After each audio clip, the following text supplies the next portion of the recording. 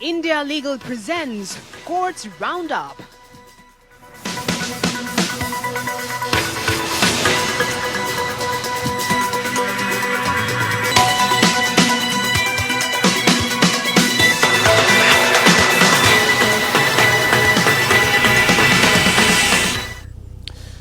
बहुत बहुत नमस्कार। आप देख रहे हैं हमारी खास पेशकश कोर्ट्स राउंडअप। मैं हूं आपके साथ रविंद्र सिंह। इस बुलेटिन में अगले आधे घंटे में हम आपको कोर्ट से जुड़ी तमाम छोटी बड़ी खबरों से रूबरू करवाएंगे। कोर्ट की कार्रवाई और सुप्रीम कोर्ट से लेकर हाई कोर्ट और लोअर कोर्ट्स तक के फैसलों को आपके सामने रखेंगे। लेकिन आगे बढ़ने से पहले एक नजर डालते हैं सुर्खियों पर। जम्मू कश्मीर में चुनाव को लेकर सॉलिसिटर का बयान। अनुच्छेद 370 पर सुनवाई के दौरान सॉलिसिटर जनरल तुषार मेहता ने कहा, केंद्र सरकार जम्मू कश्मीर में चुनाव के लिए तैयार है, लेकिन पूर्ण राज्य में परिवर्तन के लिए सटीक समय सीमा नहीं दे सकती।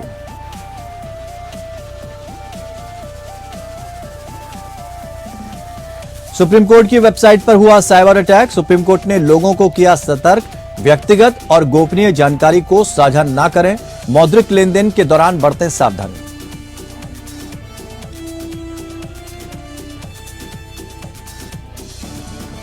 तेलंगाना एमबीबीएस आरक्षण के सरकारी फैसले को चुनौती देने वाली याचिका पर सुप्रीम कोर्ट नहीं करेगा सुनवाई। कहा, मामला हाईकोर्ट में लंबित, समानांतर कार्रवाई शुरू करने की कोशिश करने पर जताई नाराजगी।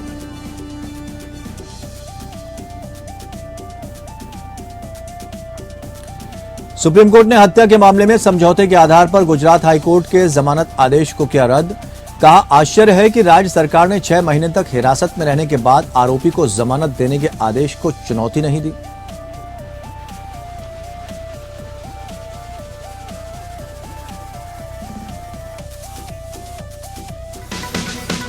India Legal presents Courts Roundup.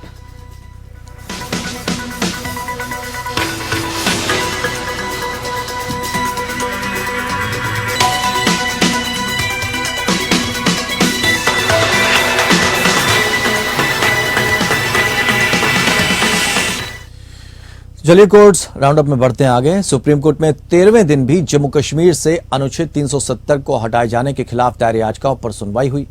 Supreme court में केंद्र सरकार की ओर से पेश होते हुए सॉलिसिटर जनरल तुषार मेहता ने कहा, केंद्र सरकार अब किसी भी वक्त चुनाव के लिए तैयार है। मैं पूर्ण राज्य के दर्जे में परिवर्तन के लिए कोई सटीक समय अवधि देने में असमर्थ हूं, लेकिन केंद्र शासित प्रदेश केवल एक अस्थायी घटना है। केंद्र चुनाव के लिए तैयार है, लेकिन राज्य और चुनाव आयोग को यह तय करना है कि इसे कब कराना है और पंचायत, जिला आदि किस स्तर के चुनाव पहले कराने हैं। अब तक मतदाता सूची को अपडेट करने का काम चल रहा था और काफी हद तक यह हो चुका है। पहला चुनाव पंचायत चुनाव का होगा, जिला विकास का चुनाव हो चुका है, लेह चुनाव खत्म हो गए हैं। अगले महीने के अंत में कारगिल चुनाव है। 2018 से 2023 की तुलना में आतंकवादी घटनाओं में 45.2% की कमी आई है। घुसपैठ में 90% की कमी आई है। पथराव जैसे कानून एवं व्यवस्था के मुद्दों में 97% की कमी आई है। सुरक्षा कर्मियों के हताहत में 65% की कमी आई है। 2018 में पथराव की घटनाएं 1767 थीं, अब ये 0 है। युवाओं को अब लाभकारी रोजगार मिल रहा है और पहले उन्हें अलगाववादी ताकतों द्वारा गुमराह किया जाता था। 2018 में आयोजित बंद आदि 52 थे और अब 0 है। यूटी एक अस्थायी घटना है, यानी यूनियन टेरिटरी की बात कर रहे हैं। आप देख सकते हैं कि पूर्ण राज्य बनने के लिए क्या विकास हो रहा है। यूटी को पूर्ण राज्य बनाने के उद्देश्य से केंद्रीय योजना के अलावा अन्य निवेश प्रस्ताव 78,000 करोड़ हैं और अब तक वास्तविक निवेश 2,153 करोड़ हो चुके हैं। अनेक ई पहल भी की गई हैं। अकेले जनवरी 2022 में लगभग 1.8 करोड़ और 2023 में 1 करोड़ पर्यटक आए हैं। ये वो कदम है जो केंद्र उठा रहा है। केंद्र ये कदम केवल यूटी होने तक ही उठा सकता है। कपिल सिब्बल ने कहा कि अगर आपके घर में 5,000 लोग नजरबंद हैं और धारा 144 लागू है तो कोई बंद नहीं हो सकता। तो आइए हम इसमें ना पड़ें, अन्यथा हमें इन सब का मुकाबला करना होगा। मेहता ने कहा कि मेरे मित्र का कहना है कि कुछ लोग घर में नजरबंद हैं और इसीलिए कोई बंद नहीं है, तो सही लोग नजरबंद हैं। सीजेआई चंचूड़ ने कहा, वो जो कह रहे हैं कि पूर्ण राज्य के रोड मैप में कुछ समय लगेगा, यूटी कोई स्थायी विशेषता नहीं है और इसकी कोई समय सीमा नहीं हो सकती है, लेकिन ये वो कदम है जो वे उठा रहे हैं। लेकिन हम जानते हैं कि ये तथ्य संवैधानिक प्रश्न का उत्तर नहीं हो सकते। सिब्बल ने कहा कि ड्रग्स का मुद्दा जो जम्मू कश्मीर को परेशान कर रहा है वो बहुत बड़ा है और केंद्र शासित प्रदेश में बेरोजगारी की दर बहुत ज्यादा है। हरीश साल्वे ने कहा कि कश्मीर में राजनीतिक समझौते का आधार है। उन्होंने इस प्रावधान को पूरी तरह से लागू करने का अधिकार राष्ट्रपति के पास सुरक्षित रखा है। ये एक अनोखा प्रावधान है। साल्वे ने कहा कि विचार ये था कि राष्ट्रपति केवल संविधान सभा की सिफारिश पर ही कार्य कर सकते थे, लेकिन ये वो ढांचा नहीं है जिसमें प्रावधान तैयार किया गया था। साल्वे ने कहा कि क्या राष्ट्रपति संविधान सभा की इच्छाओं को पूरा करने या संविधान सभा की सिफारिश प्राप्त करने के लिए कार्य करने के लिए वहां हैं। अटॉर्नी जनरल ने कहा कि जब असंभव की स्थिति हो तो राष्ट्रपति की शक्ति को सीमित नहीं किया जा सकता। उन्होंने कहा कि राष्ट्रपति अनुच्छेद 370 को एक तरफा रद्द कर सकते थे, लेकिन उन्होंने ऐसा नहीं किया। उन्होंने प्रक्रिया अपनाई और उन्होंने विधानसभा की सिफारिश ली। सरकार 31 अगस्त को अदालत में विस्तृत दलील देगी।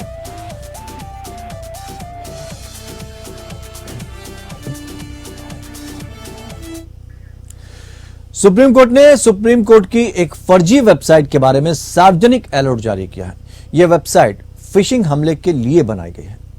सुप्रीम कोर्ट ने एक सार्वजनिक नोटिस में बड़े पैमाने पर जनता को सलाह दी कि वे प्रामाणिकता की पुष्टि किए बिना प्राप्त लिंक पर ना तो क्लिक करें और ना ही शेयर करें। कोर्ट ने आगे कहा कि वो किसी भी व्यक्ति से कोई व्यक्तिगत जानकारी, वित्तीय जानकारी या निजी जानकारी नहीं मांगता है।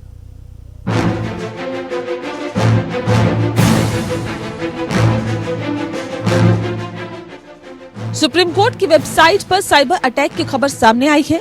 सुप्रीम कोर्ट ने एक सर्कुलर जारी करके कहा है कि उसकी रजिस्ट्री को उसकी वेबसाइट पर फिशिंग हमले के बारे में अवगत कराया गया है। शीर्ष अदालत ने कहा है कि आधिकारिक वेबसाइट की नकल करते हुए एक फर्जी वेबसाइट बनाई और होस्ट की गई है। अटैक करने वाले URL के माध्यम से व्यक्तिगत विवरण और गोपनीय जानकारी मांग रहे हैं। सर्कुलर में कहा गया है कि भारत के सर्वोच्च न्यायालय की रजिस्ट्री कभी भी व्यक्तिगत जानकारी, वित्तीय विवरण या अन्य गोपनीय जानकारी नहीं मांगती है। सुप्रीम कोर्ट ने लोगों को सतर्क करते हुए कहा है कि किसी भी आगंतुक को दृढ़ता से सलाह दी जाती है कि वह उपरोक्त URL पर किसी भी व्यक्तिगत और गोपनीय जानकारी को साझा या प्रकट न करे, क्योंकि इससे अपराधियों को जानकारी चुराने में मदद मिलेगी। शीर्ष अदालत ने जनता से कहा कि वे किसी भी वेबसाइट लिंक की प्रामाणिकता की पुष्टि किए बिना उसे न तो क्लिक करे और न ही साझा करे। प्रधान न्यायाधीश DY चंद्रचूड़ ने वकीलों और वादियों को फिशिंग अटैक के लिए बनाई गई सुप्रीम कोर्ट की नकली वेबसाइट के बारे में आगाह किया और मौद्रिक लेन देन के दौरान सावधानी बरतने के लिए कहा। जम्मू कश्मीर को विशेष दर्जा दिए जाने वाले संविधान के अनुच्छेद 370 के प्रावधानों को निरस्त किए जाने के फैसले को चुनौती देने वाली याचिकाओं पर उच्चतम न्यायालय की संविधान पीठ में सुनवाई के दौरान न्यायमूर्ति चंद्रचूड़ ने कहा कि कृपया सावधान रहे, उस लिंक पर क्लिक न करें, इसका उपयोग मौद्रिक लेन देन के लिए न करें।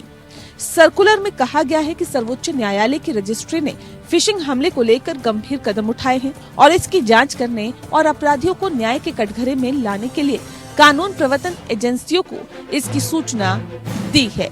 हैकिंग की दुनिया में तरह तरह के कई सारे अटैक साइबर अपराधियों द्वारा किए जाते हैं और इन्हें साइबर अटैक में से एक फिशिंग अटैक भी है।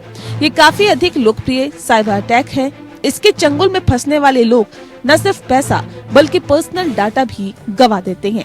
इस अटैक का उपयोग हैकर यूजर की गोपनीय जानकारी जैसे बैंक अकाउंट, संबंधित जानकारी, account information, credit card detail इत्यादि को चुराने के लिए करता है। इस अटैक के तहत साइबर अपराधी यूजर को ईमेल, मैसेजेस या URL भेजते हैं जिसमें एक लिंक अटैच होता है। Bureau report APN।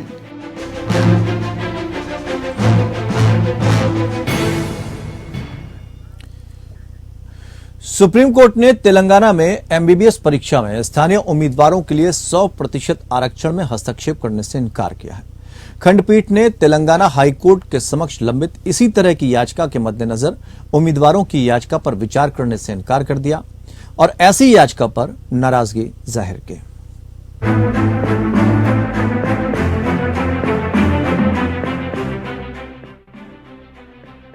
Supreme court ने जून 2014 के बाद स्थापित मेडिकल कॉलेजों में कॉम्पिटेंट अथॉरिटी कोटा में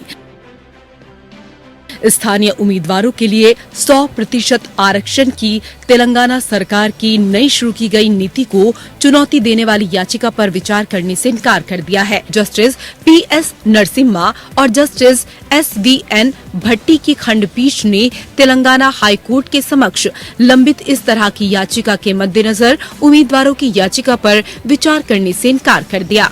सुप्रीम कोर्ट ने याचिकाकर्ताओं द्वारा सुप्रीम कोर्ट में समानांतर कार्यवाही शुरू करने की कोशिश करने पर भी अपनी अस्वीकृति व्यक्त की, जबकि मामला हाई कोर्ट में लंबित है। 3 जुलाई के आदेश द्वारा राज्य सरकार ने तेलंगाना के गठन के बाद स्थापित मेडिकल कॉलेज में सभी सक्षम प्राधिकारी कोटा सीटें राज्य में रहने वाले स्थानीय MBBS उम्मीदवारों के लिए आरक्षित कर दी थी। कोर्ट ने तर्क दिया कि ये तेलंगाना के स्टूडेंट को राज्य के भीतर स्थानीय मेडिकल कॉलेज में एडमिशन लेने का बेहतर अवसर प्रदान करने का प्रयास है, जो स्थानीय स्वास्थ्य सेवाओं और मेडिकल एजुकेशन तक पहुंच को बढ़ावा देने के सरकार के लक्ष्य के अनुरूप है। हालांकि पड़ोसी राज्य आंध्र प्रदेश के MBBS उम्मीदवारों ने इस संशोधित एडमिशन पॉलिसी को अवैध, मनमाना और अनुच्छेद 14, 16 और 21 के तहत गारंटीकृत मौलिक अधिकारों के साथ विरोधाभासी बताते हुए चुनौती दी। याचिकाकर्ताओं ने ये भी तर्क दिया है कि ये भेदभावपूर्ण है। नीति आंध्र प्रदेश पुनर्गठन अधिनियम 2014 की धारा 95 और अन्य प्रावधानों का उल्लंघन करती है। इस याचिका पर सुनवाई करते हुए हाई कोर्ट की खंडपीठ ने शुरू में आंध्र प्रदेश शैक्षणिक संस्थान प्रवेश विनियमन आदेश 1974 के साथ सरकारी आदेश की असंगति पर चिंता व्यक्त की। हाई कोर्ट ने हाल ही में आदेश पारित कर राज्य सरकार और विश्वविद्यालय को तेलंगाना के 20 पुराने मेडिकल कॉलेज के संबंध में 6 याचिकाकर्ताओं की उम्मीदवारी पर पहली बार विचार करने पर सहमति व्यक्त करने के बाद एडमिशन रिजल्ट घोषित करने की अनुमति दी। सुप्रीम कोर्ट का दरवाजा खटखटाने वाले याचिकाकर्ताओं के वर्तमान बैच ने दावा किया कि उनके पास उन 6 उम्मीदवारों की तुलना में बेहतर नीट स्कोर और अखिल भारतीय रैंक है, जिन्हें तेलंगाना हाई कोर्ट ने राहत दी। MBBS कोर्स के लिए वेब काउंसलिंग के लिए रजिस्ट्रेशन कराने और राज्य के 56 मेडिकल कॉलेजों में से अपनी पसंद के कॉलेज को भरने के बावजूद इन उम्मीदवारों को तेलंगाना के गठन के बाद स्थापित 36 कॉलेज में Kaloji Narayana Rao university of health sciences द्वारा सीटें आवंटित नहीं की गई। Bureau report. सुप्रीम कोर्ट के सामने हाल ही में एक केस आया। सवाल यह था कि क्या अधूरी चार्जशीट किसी आरोपी को आपराधिक प्रक्रिया संहिता की धारा 167 उपधारा 2 के तहत डिफॉल्ट जमानत का हकदार बना देगी और क्या इसके आधार पर संज्ञान लिया जा सकता है। सुप्रीम कोर्ट के समक्ष यह सवाल एक ऐसे मामले में उठा जहां CRPC की धारा 167 के मुताबिक 60 दिनों के भीतर चार्जशीट दायर की गई थी। डिफॉल्ट जमानत की मांग के लिए दायर याचिका में याचिकाकर्ता ने तर्क दिया था कि अधूरी चार्जशीट संज्ञान लेने के आधार के रूप में काम नहीं करना चाहिए। हालांकि इस तर्क को ट्रायल कोर्ट और हाई कोर्ट दोनों ने खारिज कर दिया था। सुप्रीम कोर्ट ने इस फैसले के खिलाफ दायर विशेष अनुमति याचिका पर CBI को नोटिस जारी किया। मौजूदा मामले में जस्टिस JB पारदीवाला और जस्टिस मनोज मिश्रा की पीठ जम्मू कश्मीर हाई कोर्ट के खिलाफ एक अपील पर सुनवाई कर रही थी, जिसने याचिकाकर्ता की डिफॉल्ट जमानत की याचिका को अस्वीकार कर दिया था। मजिस्ट्रेट की अदालत में याचिकाकर्ता ने तर्क दिया कि हालांकि चार्जशीट निर्धारित समय सीमा के भीतर दायर की गई थी, लेकिन यह अधूरी थी। न्यायिक हिरासत के 61वें दिन रिकॉर्ड पर वैध और कानूनी चार्जशीट की अनुपस्थिति में वे डिफॉल्ट जमानत के हकदार हैं। हालांकि इस तर्क को खारिज कर दिया गया था।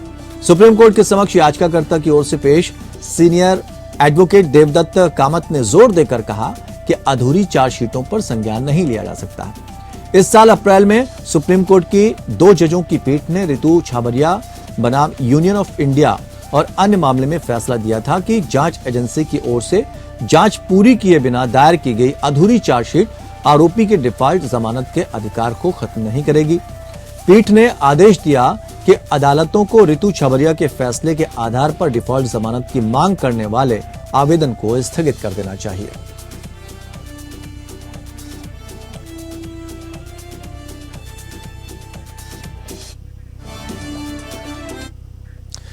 गुजरात हाईकोर्ट ने सभी सरकारी कार्यालयों, परिसरों, सार्वजनिक स्थानों और निजी स्वामित्व वाले कार्यालयों और भवनों में संचार के माध्यम के रूप में गुजराती भाषा का उपयोग करने के गुजरात सरकार के सर्कुलर के सख्त अमल के लिए एक जनहित याचिका का निपटारा किया।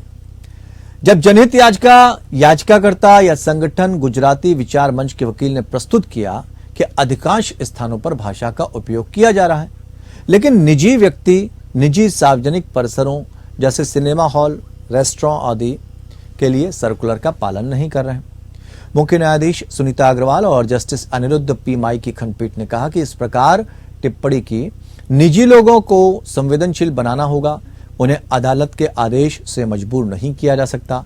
आप इसे सार्वजनिक बैठकों और सार्वजनिक नारों से शुरू करें। लोगों को संवेदनशील बनाने के कई तरीके हैं। आप उन्हें मातृभाषा के उपयोग के लाभों के बारे में जागरूक कर सकते हैं।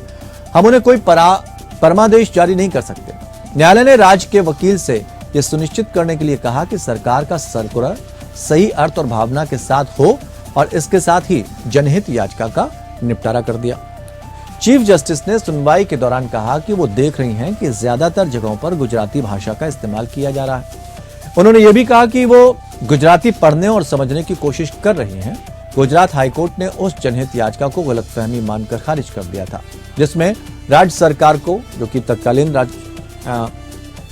तत्कालीन सरकार की बात कर रहे हैं, राज्यपाल के 2012 के फैसले को लागू करने का निर्देश देने की मांग की।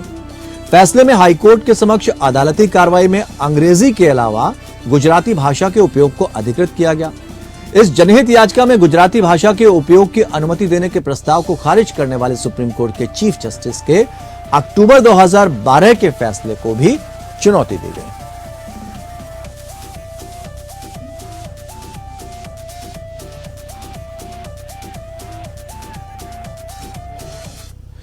सुप्रीम कोर्ट ने हत्या के मामले में समझौते के आधार पर गुजरात हाईकोर्ट के अजीब जमानत आदेश को रद्द कर दिया। अदालत ने कहा कि यह आश्चर्यजनक है कि राज्य सरकार ने 6 महीने तक हिरासत में रहने के बाद आरोपी को जमानत देने के आदेश को चुनौती नहीं दी। उच्चतम न्यायालय ने हाल ही में गुजरात उच्च न्यायालय के उस आदेश पर अस्वीकृति व्यक्त की जिसमें शिकायतकर्ता, जो मृतक पीड़ित का बेटा था, उसके साथ समझौते के आधार पर एक हत्या के आरोपी को जमानत दे दी गई थी। कोर्ट ने जमानत रद्द करने की कार्रवाई की और आरोपी को तुरंत आत्मसमर्पण करने का आदेश दिया। मामला 2021 की एक घटना से संबंधित है, जिसमें 2 लोगों पर हाथापाई के बाद पीड़ित की हत्या करने का आरोप लगाया गया था। आरोपियों में से एक को पहले ट्रायल कोर्ट ने 2 बार नियमित जमानत देने से इनकार कर दिया था, जिसके बाद उसे गुजरात उच्च न्यायालय का रुख करना पड़ा, जिसने उसे जमानत दे दी। मारपीट में घायल एक व्यक्ति ने इस जमानत आदेश को चुनौती देते हुए सुप्रीम कोर्ट में अपील दायर की। शीर्ष अदालत को यह जानकर आश्चर्य हुआ कि उच्च न्यायालय ने आरोपी को राहत देने के लिए आरोपी और मृतक पीड़िता के बेटे के बीच समझौते पर भरोसा किया। यह भी पाया गया कि उच्च न्यायालय ने गलत कहा था कि अभियुक्तों का कोई आपराधिक इतिहास नहीं था। इस प्रकार यह उच्च न्यायालय के 2022 के जमानत आदेश को रद्द करने और अपील की अनुमति देने के लिए आगे बढ़ा। यह भी ध्यान देने के बाद कि आरोपी ने मुश्किल से 6 महीने हिरासत में बिताए थे। आदेश की एक प्रति उचित कार्रवाई के लिए गुजरात के गृह सचिव को भेजने का निर्देश दिया गया था।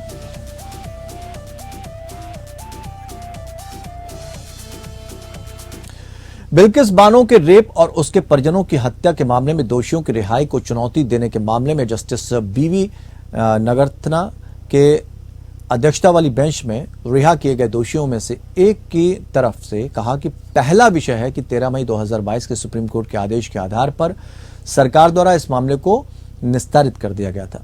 दूसरा मुद्दा नीति की प्रकृति और विचार करने का अधिकार है, जबकि तीसरा बिंदु यह है कि इन याचिकाओं का अर्थ न्यायिक आदेश है जो रिट क्षेत्राधिकारी के अधीन नहीं है। इन याचिकाओं के जरिए मई 2022 का आदेश भी यहां चुनौती के अधीन है। उन्होंने कहा कि जुर्माने का आदेश और उसको जमा करने में चूक होना, उसका इस मुद्दे से कोई लेना देना नहीं है। हालांकि हमने जुर्माना जमा करने को लेकर सत्र न्यायालय में कुछ अर्जियां दाखिल की हैं, जिसे कोर्ट ने स्वीकार कर लिया है। जस्टिस नागरत्ना से पूछा कि क्या जुर्माना जमा न करने का असर सजा माफी पर पड़ेगा? क्या आपको आशंका थी कि जुर्माना जमा न होने का मामले पर असर पड़ेगा? फिर जमा करने की जरूरत नहीं पड़ी, लेकिन ये न्यायालय के अधीन कार्य है। लूथरा ने कहा कि जब हमने आवेदन दिया तो आशंका थी कि शायद सेशन कोर्ट स्वीकार नहीं करेगा। वहीं 11 दोषियों में से एक जसवंत भाई चतुरभाई नाई ने सुप्रीम कोर्ट में हलफनामा दाखिल कर 15 साल पहले उम्र कैद के साथ 34,000 रुपए जुर्माना अदा करने की इच्छा जताई। सुप्रीम कोर्ट अब इस मामले पर 14 सितंबर को सुनवाई करेगा।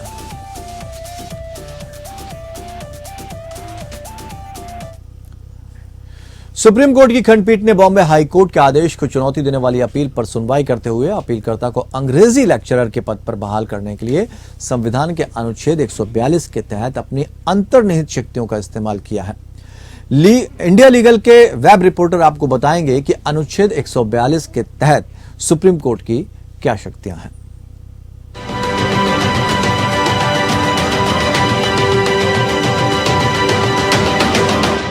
सुप्रीम कोर्ट भारतीय संविधान का संरक्षक है। दरअसल कॉन्स्टिट्यूशनल मेकर्स ने आर्टिकल 142 के तहत सर्वोच्च न्यायालय को पूर्ण न्याय करने के लिए विशेष शक्तियां दी हैं। आर्टिकल 142 के तहत सर्वोच्च न्यायालय अपने अधिकार क्षेत्र का प्रयोग करते हुए ऐसी डिक्री पारित कर सकता है या ऐसे आदेश दे सकता है जो कि जरूरी है कंप्लीट जस्टिस करने के लिए। हाल ही में सुप्रीम कोर्ट ने अपने इस आर्टिकल का प्रयोग किया और ग्रांट किया full time appointment to a part time lecturer of English in a college affiliated to Shivaji University Maharashtra. इसके अलावा न्यायालय ने राज्य सरकार को निर्देश दिया to release the grant in aid for the payment of her salary from the date of her appointment for the post of the lecturer। तो यदि किसी मामले से निपटने के लिए कोई कानून नहीं है तो सुप्रीम कोर्ट पूर्ण न्याय करने के लिए इस शक्ति का प्रयोग कर सकता है।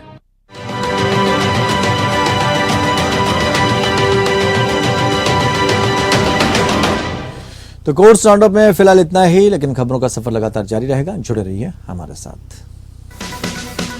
India Legal presents Courts Roundup.